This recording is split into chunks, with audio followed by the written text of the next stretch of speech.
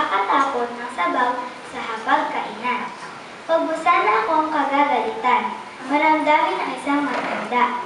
Nagse-self-pity ako sa tuwing sisigawan mo ako. Kapag mahina ang tenga ko at hindi maintindihan ang sinasabi mo, huwag mo naman akong sabihan ng bingi. Pakiulit na lang ang sinasabi mo o pakisulat na lang. Pasensya ka na, anak. Matanda na talaga ako. Kapag mahina ang tuhod ko, pagtiyagaan mo sana akong tulungan tumayo, katulad ng pag-alalay ko sa iyo noong nag-aaral ka pa lamang lumakad. Pagpasensyahan mo sana ako kung ako man ay nagiging makulit at paulit-ulit na parang sirang plaka. Basta pakinggan mo na lang ako. Huwag mo sana akong pagtatawanan o pagsasawaang pakinggan. Natatandaan mo anak, noong bata ka pa, kapag gusto mo ng logo ay paulit-ulit mo yung sasabihin. Maghabang kang mangungulit hanggat hindi mo nakukuha ang gusto mo. Pinagtsatsagaan ko ang kakulitan mo. Pagpasensyahan mo na rin sana ang aking amoy. Amoy matanda na amoy lupa. Huwag mo sana akong piliting maligo. Mahina ang katawan ko. Madaling magkasakit kapag nalamigan. Huwag mo sana akong pandirihan.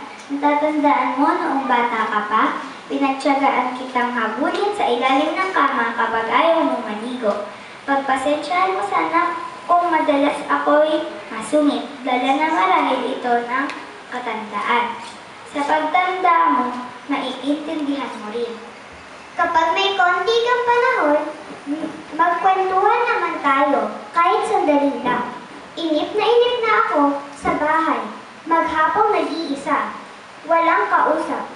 Alam kong busy ka sa trabaho, subalit nais kong malaman mo na sabik na ako makakwentuhan ka. Kahit alam kong hindi ka interesado sa mga kwento ko, natatandaan mo anak, noong bata ka pa. Pinagtiyagaan kong pakinggan at intindihin ang pautal-utal mong kwento tungkol sa iyong teddy bear. At kapag dumating ang sandali na ako'y magkasakit at maratay sa bangig ng karamdaman, huwag mo sana akong pagsawaang alagaan. Pagpasensyahan mo na sana kung ako man ay maihi o madumi sa higaan. Pagtiyagaan mo sana akong alagaan sa mga huling sandali ng aking buhay. Total, hindi na naman ako magtatagal. Kapag dumating ang sandali ng aking pagpanaw, hawakan mo sana ang aking kamay at bigyan mo ako ng lakas ng loob na harapin ang kamatayan. At huwag kang mag-alala kapag kaharap ko na ang Diyos na lumikha. Ibubulong ko sa Kanya na pagpalain ka sana dahil naging mapagmahal ka sa iyong ama't ina. Happy Grandparents Sunday!